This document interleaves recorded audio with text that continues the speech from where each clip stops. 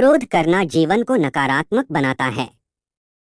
क्रोध करने से आपके काम बिगड़ जाते हैं, साथ ही अपनों से संबंध भी खराब हो सकते हैं।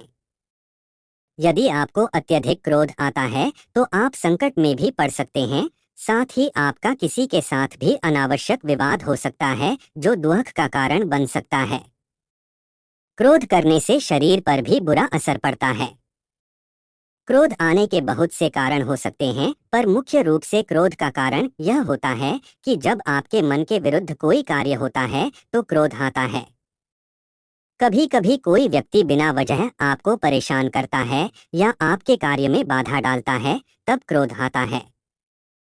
ऐसी ही परिस्थितियों में हमें क्रोध पर संयम रखना चाहिए और शांत मन से निर्णय लेना चाहिए।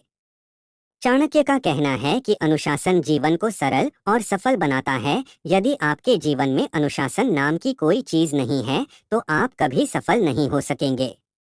अनुशासन इसलिए जरूरी है क्योंकि जब आप अनुशासन में रहते हैं तो आपकी एक अलग ही छवि निखर कर आती है जो लोगों को काफी प्रभावित करती है। साथ ही समय के महत्व को समझने में अनुशासन का हाथ होता है।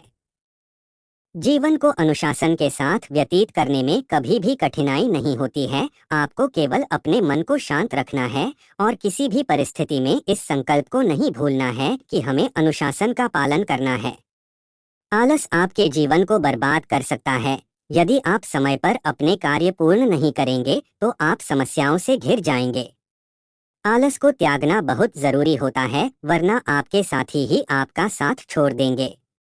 आलस करने से शरीर भी नष्ट होता है और समय भी। एक बार यदि समय गुजर जाता है तो पुनः नहीं आता है। इसीलिए आलस करे बिना अपने कार्य को समय से पूर्ण करना चाहिए। किसी को धोखा देते हैं तो आपकी छवि एक खराब होती है जिस पर कोई विश्वास नहीं करता है। इससे आपके व्यापार से लेकर निजी जीवन पर भी प्रभाव पड़ता है। सफल बनने के लिए लोगों का विश्वास जीतना जरूरी होता है। अहंकार जीवन को एक गहरी खाई में धकेल देता है जहां केवल अंधेरा होता है। अर्थात यदि आप अहंकार करते हैं तो आपके साथ कोई रहना पसंद नहीं करेगा, आप अकेला महसूस करने लगेंगे।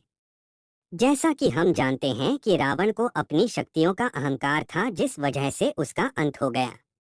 चाहे धन हो, बुद्धि हो या समाज में नाम हो, अहंकार करने से ये सभी नष्ट हो जाते हैं या इनकी कोई अहमियत नहीं रहती है।